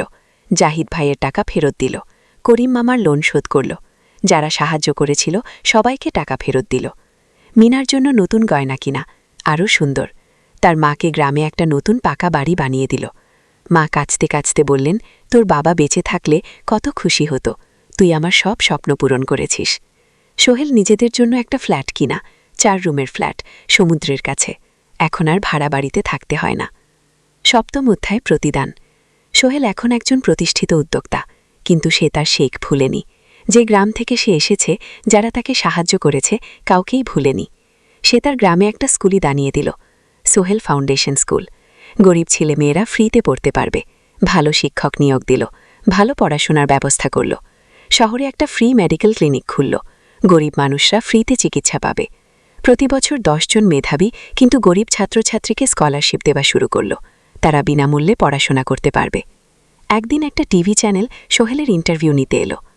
আপনার সফলতার গোপন সূত্র কি? সোহেল একটু ভেবে বলল, কঠোর পরিশ্রম, সততা আর হাল না ছাড়া। এই 3টি জিনিস যদি কারো মধ্যে থাকে, সে যে কোনো কিছু অর্জন করতে পারে। আর সবচেয়ে বড় কথা, যারা আমাকে সাহায্য করেছে তাদের ছাড়া আমি কিছুই না। একা কেউ সফল হতে পারে না। আগে আপনার পরবর্তী স্বপ্ন কি? আমি চাই আরও মানুষকে সাহায্য করতে। আমার মতো যারা গ্রাম থেকে শহরে আসে তাদের জন্য একটা ট্রেনিং সেন্টার খুলব। তারা সেখানে বিভিন্ন স্কিল শিখতে পারবে, চাকরি পাবে, নিজের পায়ে দাঁড়াতে পারবে। 8ম অধ্যায় নতুন প্রজন্ম। আরও 5 বছর কেটে গেল। সোহেল এখন 45 বছরের। তার মেয়ে সারা এখন 9 বছরের, স্কুলে ক্লাস 4-এ পড়ে, খুব মেধাবী মেয়ে। একদিন সারা বাবাকে জিজ্ঞেস করল, বাবা, তুমি কিভাবে এত বড় হলে? আমার বন্ধুরা বলে তুমি একজন সফল মানুষ। গু, সোহেল তাকে কোলে নিয়ে বসল।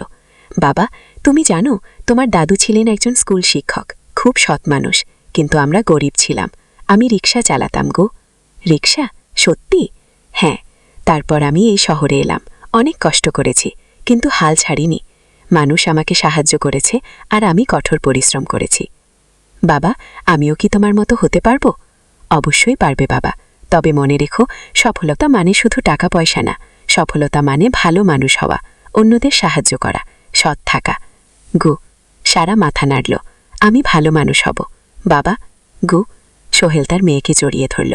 মনে মনে ভাবল তার জীবনে সব কষ্ট সার্থক হয়েছে। মিনা রান্নাঘর থেকে ডাকল, খাবার তৈরি, এসো। সোহেল সারাকে নিয়ে ডাইনিং টেবিলে গেল। ঋতু এসেছে, সে এখন বিয়ে করেছে, তার একটা ছেলে হয়েছে। সোহেলের মাঝে মাঝে চট্টগ্রামে বেড়াতে আসেন, আজও এসেছেন। সবাই মিলে খেতে বসল, হাসি গল্পে ভরা পরিবার। সোহেল তাকালো তার মায়ের দিকে, মিনার দিকে, সারার দিকে, ঋতুর দিকে। মনে হলো জীবনে আর কি চাই। খাওয়া শেষে সবাই বসে রইল, গল্প করছিল। হঠাৎ সোহেলের ফোন বাজল, অফিস থেকে একটা জরুরি বিষয়। সোহেল ফোন রেখে দিয়ে মিনাকে বলল, একটা নতুন প্রজেক্টের প্রস্তাব এসেছে, একটা এতিমখানা বানানোর কাজ, সরকারি প্রজেক্ট। ও, তুমি নেবে? অবশ্যই, এটা আমার স্বপ্নের প্রজেক্ট। যেসব বাচ্চাদের বাবা মা নেই তাদের জন্য একটা সুন্দর জায়গা। গো, মিনা হাসল, তুমি কখনো বদলাও না, এখনও অন্যদের কথা ভাবো।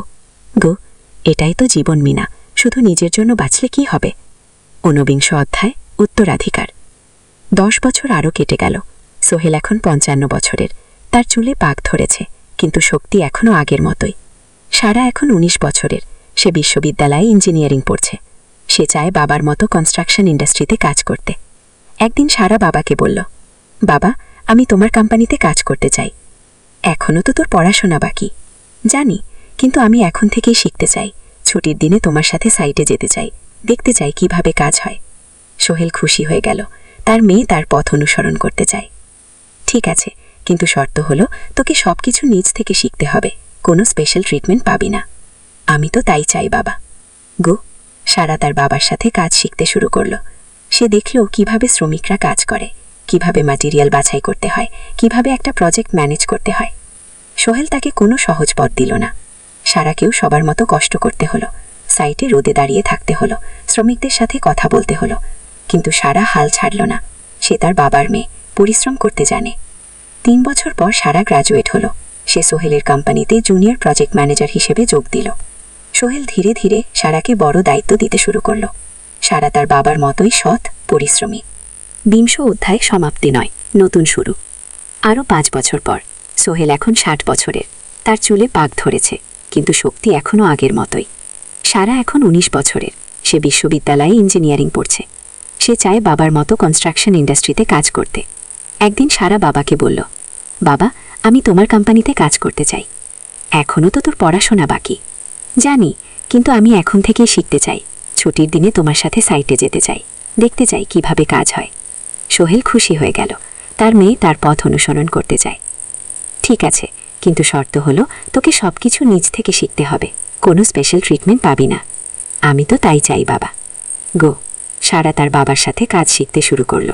সে দেখল কিভাবে শ্রমিকরা কাজ করে, কিভাবে ম্যাটেরিয়াল বাছাই করতে হয়, কিভাবে একটা প্রজেক্ট ম্যানেজ করতে হয়। সোহেল তাকে কোনো সহজ পথ দিল না। সারাকেও সবার মতো কষ্ট করতে হলো। সাইটে রোদে দাঁড়িয়ে থাকতে হলো, শ্রমিকদের সাথে কথা বলতে হলো। কিন্তু সারা হাল ছাড়ল না। সে তার বাবার মেয়ে, পরিশ্রম করতে জানে। 3 বছর পর সারা গ্র্যাজুয়েট হলো।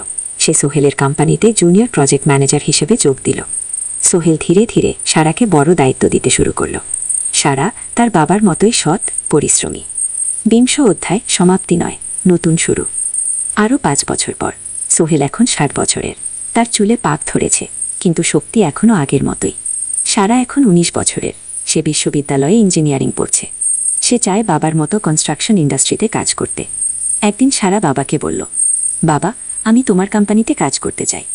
এখনও তো তোর পড়াশোনা বাকি। জানি, কিন্তু আমি এখন থেকেই শিখতে চাই। ছুটির দিনে তোমার সাথে সাইটে যেতে চাই, দেখতে চাই কিভাবে কাজ হয়। সোহেল খুশি হয়ে গেল। তার মেয়ে তার পথ অনুসরণ করতে চায়। ঠিক আছে, কিন্তু শর্ত হলো তোকে সবকিছু নিজ থেকে শিখতে হবে। কোনো স্পেশাল ট্রিটমেন্ট পাবি না। আমি তো তাই চাই বাবা। গো। সারা তার বাবার সাথে কাজ শিখতে শুরু করল। সে দেখল কিভাবে শ্রমিকরা কাজ করে, কিভাবে ম্যাটেরিয়াল বাছাই করতে হয়, কিভাবে একটা প্রজেক্ট ম্যানেজ করতে হয়। সোহেল তাকে কোনো সহজ পথ দিল না। সারাকেও সবার মতো কষ্ট করতে হলো। সাইটে রোদে দাঁড়িয়ে থাকতে হলো, শ্রমিকদের সাথে কথা বলতে হলো। কিন্তু সারা হাল ছাড়ল না। সে তার বাবার মেয়ে, পরিশ্রম করতে জানে। 3 বছর পর সারা গ্র্যাজুয়েট হলো। সে সোহেলের কোম্পানিতে জুনিয়র প্রজেক্ট ম্যানেজার হিসেবে যোগ দিল। সোহেল ধীরে ধীরে সারাকে বড় দায়িত্ব দিতে শুরু করল। সারা তার বাবার মতোই সৎ, পরিশ্রমী। 20 অধ্যায় সমাপ্তি নয়, নতুন শুরু। আরও 5 বছর পর সোহেল এখন 60 বছরের। সে সিদ্ধান্ত নিল এবার অবসর নেবার সময় এসেছে। কোম্পানির দায়িত্ব সারাকে দেবে। একটা অনুষ্ঠান করা হলো। সোহেল আনুষ্ঠানিকভাবে কোম্পানির চেয়ারম্যান পদ থেকে অবসর নিল। সারা হলো নতুন ম্যানেজিং ডিরেক্টর। সোহেল তার বক্তব্যে বলল, আমি যখন এই শহরে এসেছিলাম, আমার পকেটে ছিল মাত্র 5,000 টাকা, একটা ছোট্ট ড্যাগ আর অনেক স্বপ্ন। আর 40 বছর পর আমি পেছনে ফিরে তাকাই, দেখি একটা দীর্ঘ পথ। সেই পথে অনেক কষ্ট ছিল, অনেক বাধা ছিল, কিন্তু ছিল অনেক ভালোবাসাও, অনেক মানুষের সাহায্য। আমি বিশ্বাস করি সফলতা একা আসে না, এটা দায়িত্ব নিতে হলো। ট্রেন ছাড়ল। সোহেল জানালার পাশে বসে বাইরে তাকালো। নদী, ছোট ছোট গ্রাম, সব পেছনে ফেলে ট্রেন এগিয়ে চলল। সোহেলের মনে হল সে যেন তার পুরনো জীবনটাকেও পেছনে ফেলে আসছে। ট্রেনে একজন হকার এসে চা বিক্রি করছিল। সোহেল একটা চা কিনে 10 টাকা। চা খেতে খেতে সে ভাবছিল, চট্টগ্রাম পৌঁছে কি হবে? করিম মামা তাকে সাহায্য করবেন? চাকরি পাওয়া যাবে তো? করিম মামা আসলেই সোহেলের খুব দুঃসম্পর্কের মামা, সোহেলের দাদির বোনের ছেলে। অনেক বছর আগে গ্রাম ছেড়ে চট্টগ্রামে চলে গিয়েছিলেন। সেখানে একটা কনস্ট্রাকশন কোম্পানিতে কাজ করেন। বছরে 1-2 বার গ্রামে আসতেন। গত বছর যখন এসেছিলেন তখন সোহেলের মাকে বলেছিলেন, সোহেলকে চট্টগ্রাম পাঠান, আমি একটা কাজের ব্যবস্থা করে দেব। সেই কথাতেই ভরসা করে সোহেল আজ এই যাত্রা। 2য় অধ্যায়, নতুন শহর চট্টগ্রাম। পৌঁছাতে প্রায় 6 ঘণ্টা লেগে গেল। দুপুর 1টা বাজে সোহেল স্টেশন থেকে বের হয়ে শহরের রাস্তায় দাঁড়াল। কি বিশাল শহর! এত গাড়ি, এত মানুষ, চারদিকে উঁচু উঁচু বিল্ডিং, দোকানপাট, মানুষের ভিড়। সোহেল কিছুক্ষণ দাঁড়িয়ে থাকল, সব কিছু দেখতে দেখতে। তার মনে হচ্ছিল সে যেন অন্য কোনো পৃথিবীতে এসে পড়েছে। তার পকেটে একটা ছোট্ট কাগজ আছে, সেখানে লেখা একটা ঠিকানা, করিম মিয়া, বাড়ি নং 23, রোড নং 5, আগ্রাবাদ, চট্টগ্রাম। সোহেল একটা রিকশা ডাকল। কত নেবেন আগ্রাবাদ যেতে? 50 টাকা। সোহেল রিকশায় উঠল। রাস্তার দুধারে দোকান, মার্কেট, অফিস সব কিছু দেখতে দেখতে সে অবাক হয়ে গেল। এত বড় শহর, এত কিছু! গ্রামের সেই ছোট্ট বাজারের সাথে কোনো তুলনাই হয় না। প্রায় আধা ঘণ্টা পর রিকশা একটা পুরনো বাড়ির সামনে থামল। 3 তলা বাড়ি, কিন্তু রং উঠে গেছে। সিঁড়ি দিয়ে উঠে 3য় তলায় করিম মামার ফ্ল্যাটে নক করল। দরজা খুললে এক মধ্যবয়সী মহিলা। কে? আসসালামু আলাইকুম আপা, আমি সোহেল, নোয়াখালীর গ্রাম থেকে এসেছি। করিম মামা বাড়িতে আছেন? মহিলা তাকে মাথা থেকে পা পর্যন্ত দেখল। করিম তো অফিসে গেছে। তুমি কে? কোথা থেকে এসেছ? সোহেল সব খুলে বলল। মহিলা তাকে ভেতরে ঢুকতে দিল। বসো, করিম সন্ধ্যায় ফিরবে। ফ্ল্যাটটা ছোট, 2টো রুম, একটা ছোট্ট রান্নাঘর আর একটা বাথরুম, কিন্তু সোহেলের কাছে খুব সুন্দর লাগল। গ্রামের সেই টিনের ঘরের চেয়ে তো অনেক ভালো। মহিলা তার নাম জানালো, সালমা, করিম মামার স্ত্রী। তাদের 2টো ছেলে, একজন ক্লাস 8-এ পড়ে আর একজন ক্লাস 5-এ। খেয়েছ? সালমা আপা জিজ্ঞেস করল। না আপা। অপেক্ষা করো, ভাত আছে, মাছ আছে, খাও। সোহেল প্রথমে রাজি হতে চাইল না, কিন্তু খুব খিদে পেয়েছিল। সকাল থেকে শুধু একটা চা আর বিস্কিট খেয়েছে। খাওয়া দাওয়ার পর সোহেল বসে রইল। সালমা আপা তাকে গল্প করতে লাগল। তোমার মা কেমন আছেন? তোমার বোন ভালো আছে? আপা, মার একটু গেটে বাত আছে, ওষুধ খাচ্ছেন। বোন স্কুলে পড়ে। তুমি কি করতে চাও এখানে? চাকরি খুঁজছি আপা, যে কোনো কাজ করব। বাসায় মা আর বোনকে টাকা পাঠাতে হবে। সালমা আপা মাথা নাড়াল। করিম তোমার জন্য কিছু একটা করবে, সে ভালো মানুষ, সারাদিন অপেক্ষা করো। সন্ধ্যায় 6টায় করিম মামা ফিরলেন। 50-এর কাছাকাছি বয়স, কালো রঙের প্যান্ট শার্ট পরা, হাতে একটা ব্যাগ। আরে সোহেল, কবে এলি? করিম মামা খুশি হয়ে বললেন। আজ সকালে মামা। করিম মামা তাকে জড়িয়ে ধরলেন। অনেক দিন পর দেখলাম, কেমন আছিস? ভালো আছি মামা। ভালো করেছিস এসে, এখানে অনেক সুযোগ আছে তোর জন্য। একটা কাজের ব্যবস্থা করে দেব, তবে প্রথমে কয়েকদিন এখানে থাক, শহরটা একটু চিনে নে, তারপর কাজে যোগ দিবি। সোহেলের মনে আশার আলো জ্বলল। সে ভাবল হয়তো তার ভাগ্য এবার পাল্টাবে। 3য় অধ্যায়, প্রথম চাকরি। 1 সপ্তাহ পরে করিম মামা সোহেলকে তার কোম্পানিতে নিয়ে গেলেন। কোম্পানির নাম আলামিন কনস্ট্রাকশন। অফিসটা শহরের কেন্দ্রে, 5 তলা একটা বিল্ডিংয়ের দোতলায়। মালিক আলী সাহেব, 50-এর কাছাকাছি বয়স, মোটা চেহারা, চোখে সোনার ফ্রেমের চশমা। বদলোক মানুষ, কিন্তু খুব কড়া। এই ছেলেটাকে কি কাজে লাগাবেন? আলী সাহেব করিম মামাকে জিজ্ঞেস করলেন। স্যার, ও আমার আত্মীয়, গ্রাম থেকে এসেছে, খুব পরিশ্রমী, যে কোনো কাজে লাগাতে পারেন। আলী সাহেব সোহেলের দিকে তাকালেন। তুমি কি পড়েছ? Sir, SSC pass, GPA 4.5। ভালো। কম্পিউটার চালাতে পারো? না স্যার, পারি না, কিন্তু শিখতে চাই। ও, আলী সাহেব একটু ভাবলেন। ঠিক আছে, তোমাকে অফিসের কাজে রাখব। ফাইল গোছানো, চা বানানো, কাগজপত্র নিয়ে যাওয়া নেওয়া। মাসে 5,000 টাকা। রাজি আছো? জি স্যার। সোহেল খুশি হয়ে গেল। 5,000 টাকা। রিকশা চালিয়ে 3.5 পেত, এখানে 5,000। কাজ শুরু হলো পরদিন থেকে। সকাল 8টায় অফিসে যেতে হয়, ফিরতে হয় সন্ধ্যা 7টায়। প্রথম দিন সোহেল ঘুম থেকে উঠল ভোর 5টায়, তৈরি হয়ে 7:30টায় অফিসের উদ্দেশ্যে বের হল। করিম মামার বাড়ি থেকে অফিস প্রায় 5 কিলোমিটার, বাসে যেতে হয়। অফিসে পৌঁছে সোহেল দেখল সেই প্রথম। আলী সাহেব এখনও আসেননি, অফিস খোলা ছিল না। 10 মিনিট পর একজন লোক এসে অফিস খুলল। তুমি নতুন? জি, আমি সোহেল।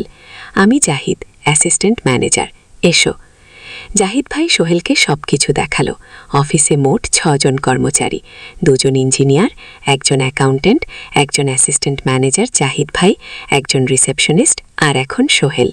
সোহেলের কাজ শুরু হলো চা বানানো দিয়ে, তারপর অফিস পরিষ্কার করা, ফাইল গোছানো, কাগজপত্র এক জায়গা থেকে আরেক জায়গায় নিয়ে যাওয়া।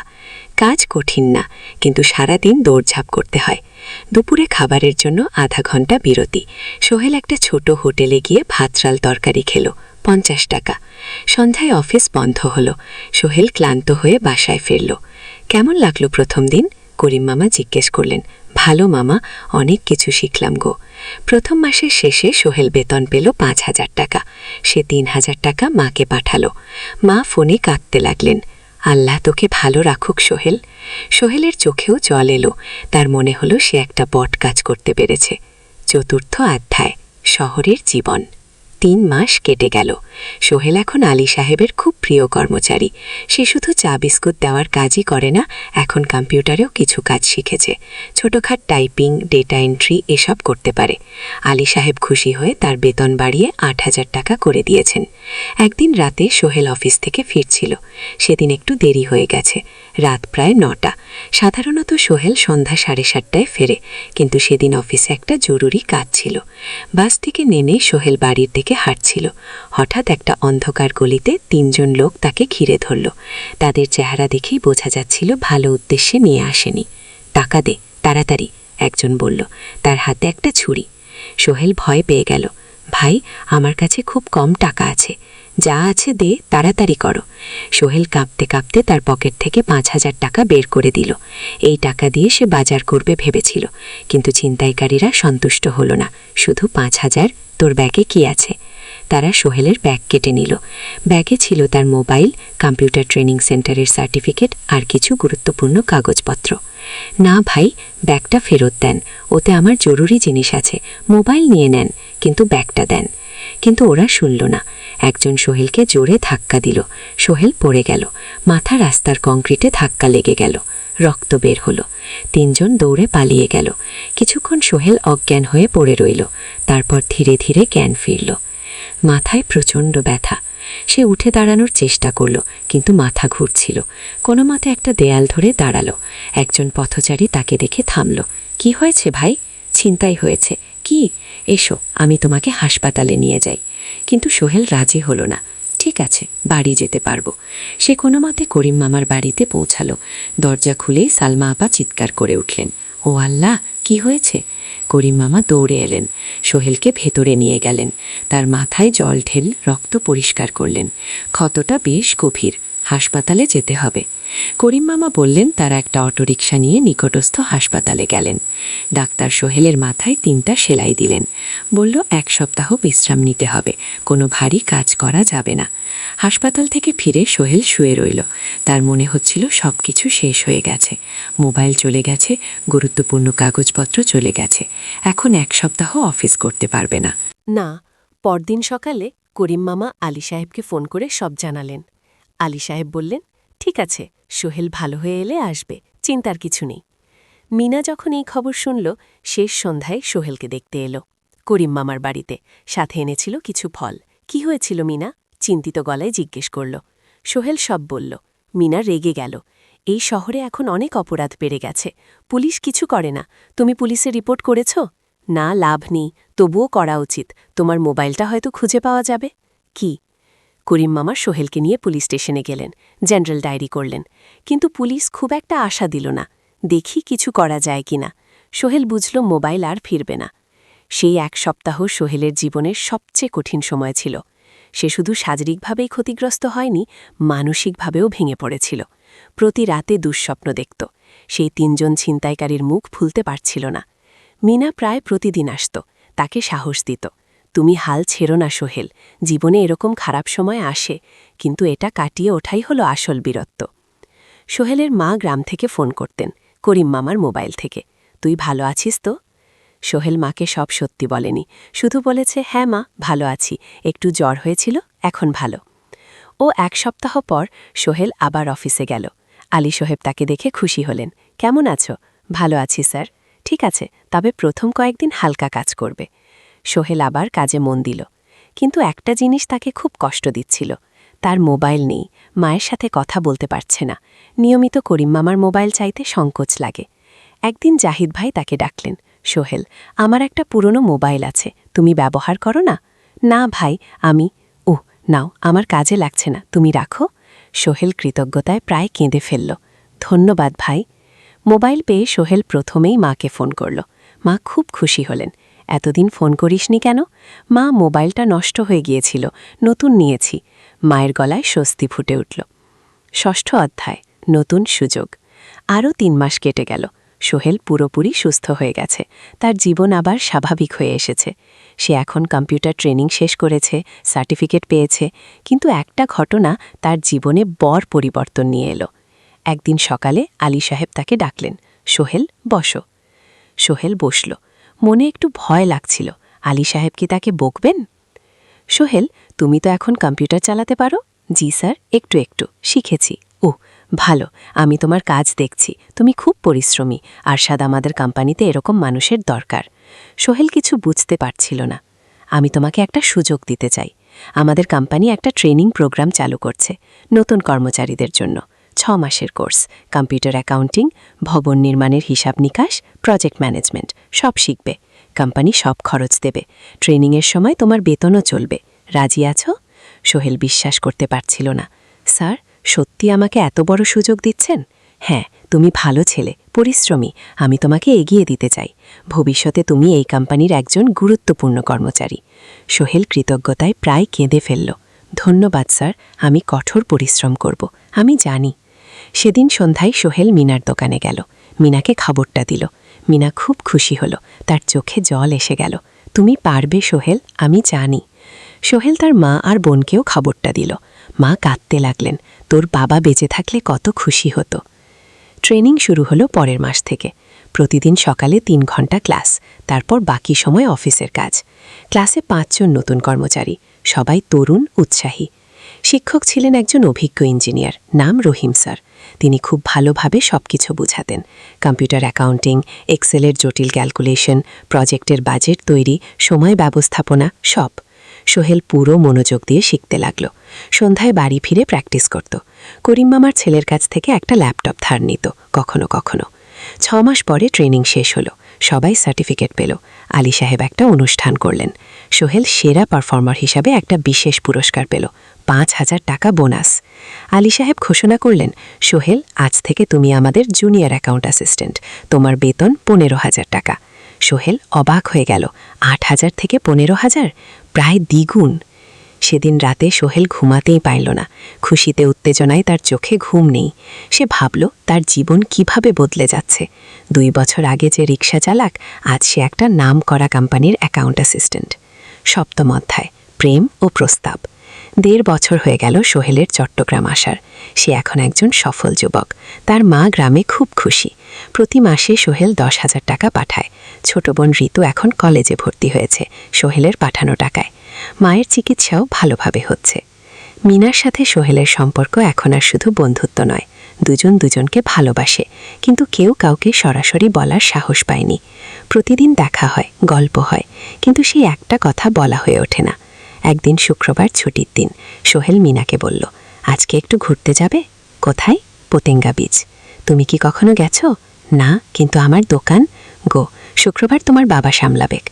মিনা রাজি হয়ে গেল। দুপুরে দুজনে বাস নিয়ে পতেঙ্গা গেল। সমুদ্র দেখে মিনা অবাক হয়ে গেল। কি সুন্দর! দুজনে বালিতে বসল, ঢেউয়ের শব্দ শুনতে শুনতে গল্প করছিল। হঠাৎ সোহেল বলল, মিনা, তোমার সাথে কিছু বলার ছিল। বল সোহেল। একটা লম্বা শ্বাস নিল। তুমি জানো, আমি তোমাকে ভালোবাসি। মিনা হাসল, তার চোখ ভিজে গেল। জানি, আমিও তোমাকে ভালোবাসি সোহেল। গো। সোহেল অবাক হয়ে গেল। সত্যি? হ্যাঁ, অনেক দিন ধরেই জানি। তুমি আমার জীবনে এসে সব কিছু বদলে দিয়েছ। তোমার সাথে থাকলে আমার মনে হয় আমি যে কোনো কিছু করতে পারবো। গো। দুজনে কিছুক্ষণ চুপ করে বসে রইল। সমুদ্রের ঢেউ এসে পায়ে লাগছিল। সূর্য পশ্চিমে ঢলে পড়ছে, আকাশ লাল কুমলা হয়ে গেছে। কিন্তু আমার বাবার সাথে কথা বলতে হবে, মিনা বলল। আমি তৈরি, যখন বলবে তখন বলবো। পরের সপ্তাহে সোহেল মিনার বাবার সাথে কথা বলল। আব্দুল হামিদ সাহেব প্রথমে একটু দ্বিধা করলেন। তুমি কোন পরিবারের ছেলে? তোমার বাবা কি করতেন? সোহেল সব সত্যি বলল। তার বাবা ছিলেন স্কুল শিক্ষক, মারা গেছেন 10 বছর আগে। মা গ্রামে থাকেন, ছোট বোন কলেজে পড়ে। তুমি নিজে কি করো? আমি আলামিন কনস্ট্রাকশন কোম্পানিতে জুনিয়র অ্যাকাউন্ট অ্যাসিস্ট্যান্ট। মাসে 15,000 টাকা বেতন। আব্দুল হামিদ সাহেব ভাবলেন, তারপর বললেন, দেখো, মিনা আমার একমাত্র সন্তান, তার মা নেই, আমি একা তাকে বড় করেছি। আমি চাই মিনা একজন ভালো ছেলের সাথে বিয়ে হোক। তুমি দেখতে ভালো ছেলে মনে হচ্ছে, কিন্তু আমাকে তোমার মায়ের সাথে দেখা করতে হবে, তোমার পরিবারকে জানতে হবে। জি আঙ্কেল, আমি ব্যবস্থা করছি। গো। সোহেল খুশিতে আটখানা। সে সেদিন রাতেই তার মাকে ফোন করল, মাকে সব বলল। মা প্রথমে অবাক হলেন, তারপর খুশি হলেন। মিনা মেয়েটা কেমন? খুব ভালো মা, তুমি দেখলে পছন্দ করবে। ঠিক আছে, আমি আর ঋতু আসছি চট্টগ্রাম।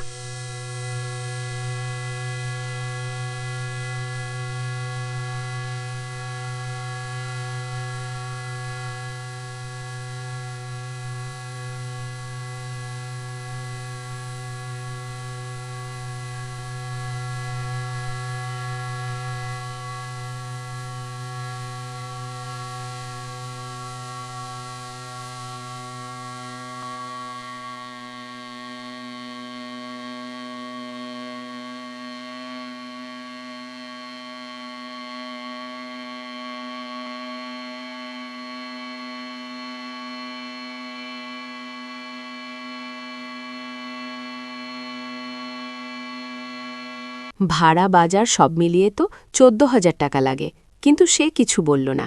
ঠিক আছে স্যার। বাড়ি ফিরে সোহেল মিনাকে সব বলল। মিনা চিন্তিত হয়ে গেল, এখন কি হবে? চিন্তা করো না, আমি পার্ট টাইম টিউশনের সময় বাড়াবো, আর তুমিও বেশি করে টিউশন নাও। কিন্তু আমার তো পড়াশোনাও আছে। জানি, কিন্তু এখন এটাই করতে হবে। সোহেল সন্ধ্যায় আরও 2টো জায়গায় পার্ট টাইম কাজ খুঁজে। একটা দোকানের সন্ধ্যায় হিসাব দেখার কাজ পেল, মাসে 2,000 টাকা। আরেকটা জায়গায় সপ্তাহান্তে কম্পিউটার রিপেয়ারের কাজ পেল, মাসে 1,500 টাকা। মিনাও 3 জন নতুন স্টুডেন্ট নিল, টিউশনে তার আয় বাড়ল 2,000 থেকে 3,500-এ। কঠিন সময় ছিল। সোহেল সকাল 8টায় অফিসে যেত, সন্ধ্যা 6টায় ফেরত। তারপর একটু একটু বিশ্রাম নিয়ে 7:30টায় বেরোত পার্ট টাইম কাজে, রাত 10টায় বাড়ি ফেরত। রবি সোমবার কম্পিউটার রিপেয়ারের কাজ।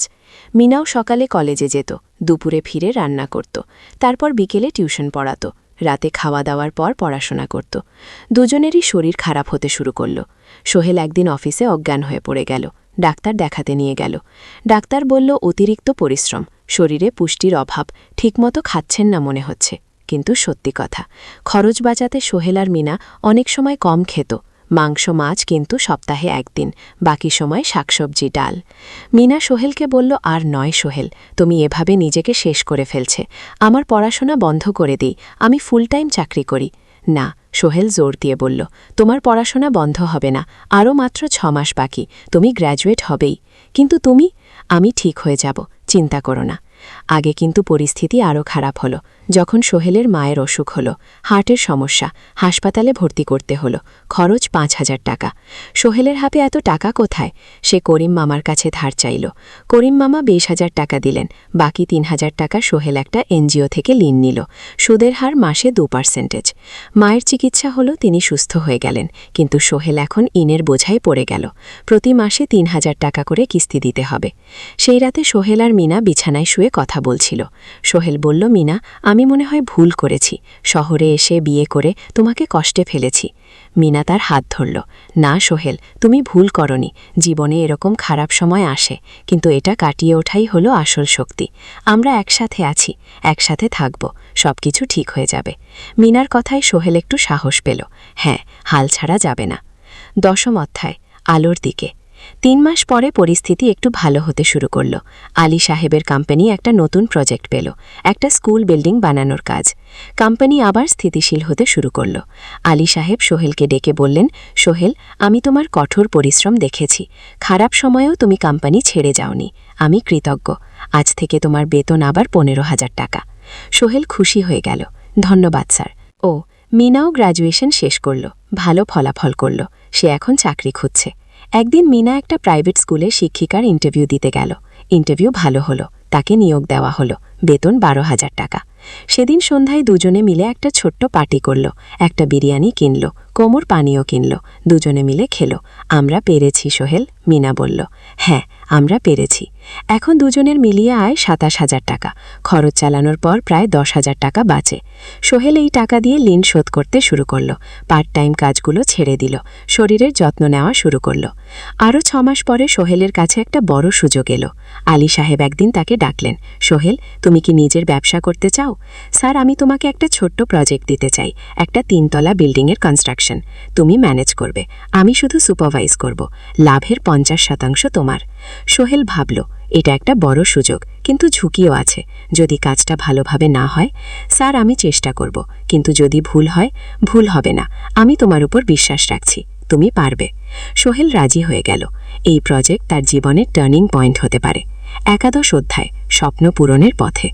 পরের 6 মাস সোহেল খুব কঠোর পরিশ্রম করল। প্রজেক্টটা ম্যানেজ করা সহজ ছিল না। শ্রমিক, মিস্ত্রি, মেটেরিয়াল কেনা, কাজের তদারকি, সময়মতো কাজ শেষ করা সব দায়িত্ব তার। প্রথম 2 মাস খুব চাপের মধ্যে গেল। একদিন একজন শ্রমিক কাজ করতে গিয়ে আহত হল। সোহেল তাকে হাসপাতালে নিয়ে গেল, তার চিকিৎসার খরচ দিল। এতে প্রজেক্টের বাজেট একটু বাড়ল, কিন্তু সোহেল জানত এটা করা দরকার। আরেকদিন ভুল মেটেরিয়াল ডেলিভারি হলো। সোহেল সেগুলো ফেরত পাঠালো, সঠিক জিনিস আনালো।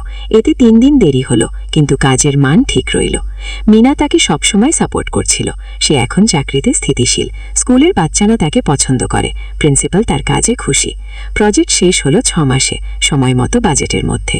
বিল্ডিংয়ের মালিক খুব খুশি হলেন। তিনি আলী সাহেবকে ধন্যবাদ দিলেন। আলী সাহেব বললেন, ধন্যবাদ আমাকে না, এই ছেলেকে দিন। সোহেল পুরো প্রজেক্ট ম্যানেজ করেছে। প্রজেক্ট থেকে মোট লাভ হলো 3 লাখ টাকা। সোহেল পেল 1.5 লাখ টাকা। তার জীবনে এত টাকা এই প্রথম। সে করিম মামার ঋণ শোধ করল, এনজিওর বাটি ঋণ শোধ করল। তারপর তার মাকে 5,000 টাকা পাঠালো। মা দিয়ে গ্রামের বাড়িটা একটু মেরামত করালো। বোন ঋতুর জন্য একটা ল্যাপটপ কিনল। বাকি টাকা দিয়ে সোহেল একটা ব্যাংক অ্যাকাউন্টে জমা রাখল, ভবিষ্যতের জন্য। আলী সাহেব সোহেলকে আরও 2টো প্রজেক্ট দিলেন, এবার একটু বড়। সোহেল আত্মবিশ্বাসের সাথে সেগুলো শেষ করল। 2 বছর পরে সোহেল সিদ্ধান্ত নিল, এবার নিজের কোম্পানি খোলার সময় এসেছে। 12 অধ্যায়, নতুন শুরু। তার সব জমানো টাকা দিয়ে একটা ছোট্ট অফিস ভাড়া নিল। 2 রুমের অফিস, একটা রুমে কাজের জায়গা আর একটাই ছোট্ট মিটিং রুম। অফিসের সামনে একটা বোর্ড লাগালো, Sohel construction and development. Mina তাকে সাহায্য করছিল। সে অফিসের অ্যাকাউন্টস দেখত। সন্ধ্যায় স্কুল থেকে ফিরে 2জন মিলে একটা টিম। প্রথমে ছোট ছোট কাজের, বাড়ি মেরামত, দোকান সংস্কার, ছোট বিল্ডিং কনস্ট্রাকশন। কাজের মান ভালো রাখার চেষ্টা করলো, সময় মতো শেষ করলো, দাম ন্যায্য রাখলো। ধীরে ধীরে সোহেলের সুনাম ছড়িয়ে পড়ল। মানুষ তাকে বিশ্বাস করত। তার কাছে নতুন নতুন কাজ আসতে লাগলো। প্রথম বছর খুব কষ্ট হলো, কখনো লাভ হতো, কখনো লস। কিন্তু সোহেল থেমে থাকলো না। সে শিখতে লাগলো ব্যবসা কিভাবে চালাতে হয়। দ্বিতীয় বছরে পরিস্থিতি ভালো হলো। সোহেল এখন 3জন স্থায়ী কর্মচারী নিয়োগ দিল, একজন ইঞ্জিনিয়ার, একজন সুপারভাইজার, একজন অফিস সহায়ক। তৃতীয় বছরে একটা বড় প্রজেক্ট পেল, একটা স্কুল বিল্ডিং বানানোর কাজ, 5 তলা বিল্ডিং। সোহেল পুরো মনোযোগ দিয়ে কাজটা করলো। শ্রমিকদের ভালো বেতন দিল, ভালো মেটেরিয়াল ব্যবহার করলো, সময় মতো কাজ শেষ করলো। স্কুল কর্তৃপক্ষ খুব খুশি হলো। তারা সোহেলের কাজের প্রশংসা করলো। এই প্রজেক্ট থেকে সোহেল প্রায় 5 লাখ টাকা লাভ করলো।